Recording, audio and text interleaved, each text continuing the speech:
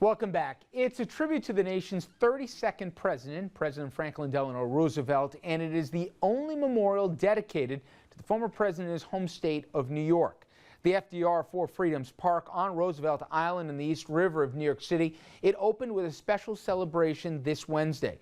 Now, President Bill Clinton, Governor Andrew Cuomo, and longtime TV news anchorman Tom Brokaw, they commemorated the event. And our own reporter Kim Lengle, she was there and has more about what is a stunning memorial.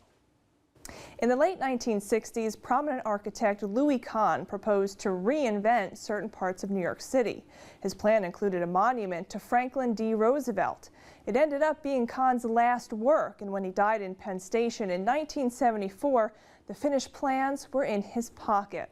It wasn't until 2010 that architects actually broke ground on the park, and today it's open for everyone.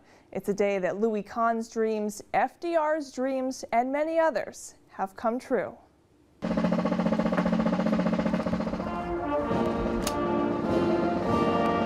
He was a president for the ages who faced troubled times but chose to rally the country around principles of freedom. President Franklin D. Roosevelt had a passion for patriotism and public service.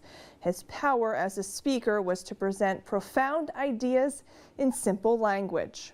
We look forward to a world founded upon 4 essential human freedoms. FDR dictated them word for word to an aide in his study, leaning back in a swivel chair, staring at the ceiling, and speaking softly. And now, all these years later, he speaks to us again. President Roosevelt advocated 4 essential freedoms everywhere in the world as the basis of a new world. The freedoms are described in Roosevelt's famous 1941 State of the Union speech. They are freedom of speech, freedom of worship, freedom from want, and freedom from fear. This park should always remind us that those dreams are worth pursuing. So long as extremists continue to engage in terrorist acts, so long as bigotry leads people to hide their true selves or deny their true ambitions, we must continue to seek freedom from fear everywhere in the world. The focal point of the park is a 1,000-pound bronze bust of President Roosevelt, and the 4 freedoms are engraved on its south-facing side wall. The 4 Freedoms Park will help our children's children understand why Winston Churchill described Franklin Roosevelt as the greatest man he had ever known. The park is supposed to inspire all of those who visit to take up the challenge to defend the country's freedoms. One of the people responsible for the park, a man who was there from the very beginning, Ambassador William VandenHeuvel. Here's a portion of my one-on-one interview with him. This is not just a park. This isn't a sandbox. This is a work of art. And you will have audiences from all over the world come to see the creation of Louis Kahn and remember Franklin Roosevelt. And the proximity to the UN is just wonderful, right? It all comes together so nicely. And Roosevelt Island, we're so grateful to the people of Roosevelt Island.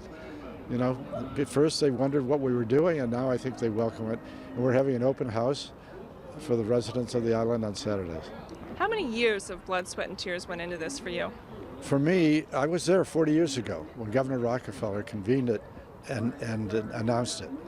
So I've been involved since then, not significantly, until about 7 years ago when I became Chairman Emeritus of the Roosevelt Institute.